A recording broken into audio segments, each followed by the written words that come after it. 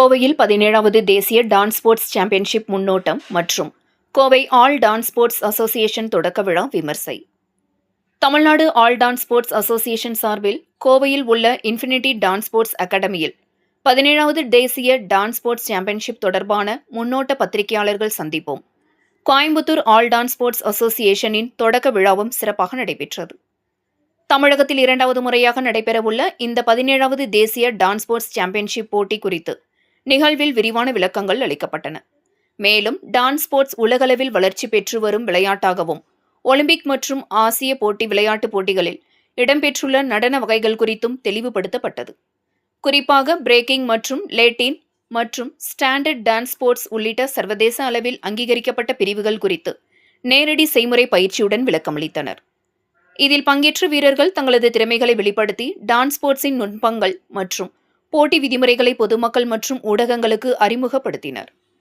தமிழகத்தில் டான்ஸ் ஸ்போர்ட்ஸை மேலும் வளர்த்தெடுத்து இளைஞர்களை சர்வதேச அளவிலான போட்டிகளுக்கு தயார்படுத்தும் நோக்கில் பல்வேறு பயிற்சி முகாம்கள் மற்றும் மாநில தேசிய அளவிலான போட்டிகள் தொடர்ந்து நடத்தப்பட உள்ளதாக Tamil Nadu all dance sports association தெரிவித்துள்ளது.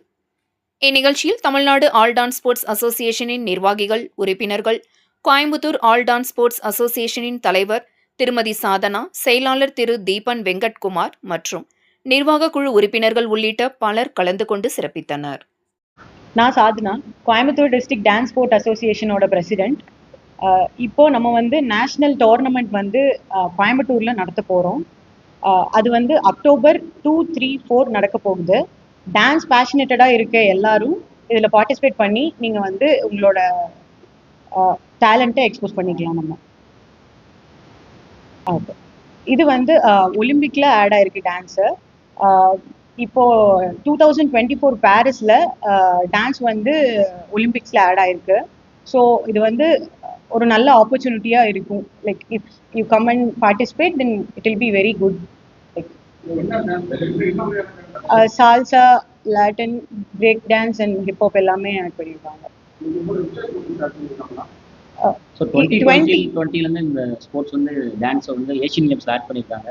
2024 ஒலிம்பிக்ஸில் ஆட் பண்ணியிருக்காங்க. இந்த வருஷம் பார்த்தீங்கன்னா 2026 ஏஷியன் கேம்ஸில் இருக்குது. 2027 யூத் ஒலிம்பிக்ஸில் இருக்குது. அது இல்லாமல் வேர்ல்டு கேம்ஸில் ஆட் பண்ணியிருக்காங்க. வேர்ல்டு ஸ்கூல் கேம்ஸில் இருக்குது.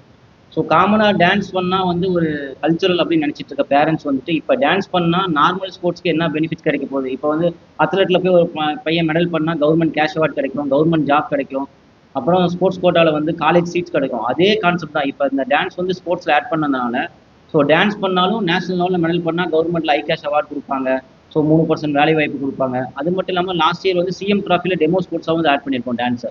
ஸோ டான்ஸ் விளையாடுற பிளேயர்ஸ்க்கு அது ஒரு எக்ஸ்ட்ரா கரிக்குலர் ஆக்டிவிட்டியாக பார்க்காம இப்போ அது ஒரு ஸ்போர்ட்ஸாக பார்க்கணும். பேரண்ட்ஸ் அதை கொஞ்சம் ஊக்குவிக்கணும். நாங்கள் Tamil Nadu all dance sports association சார்பாகவும் Coimbatore all dance sports association சார்பாகவும் நாங்கள் கேட்டுக்கிறோம்.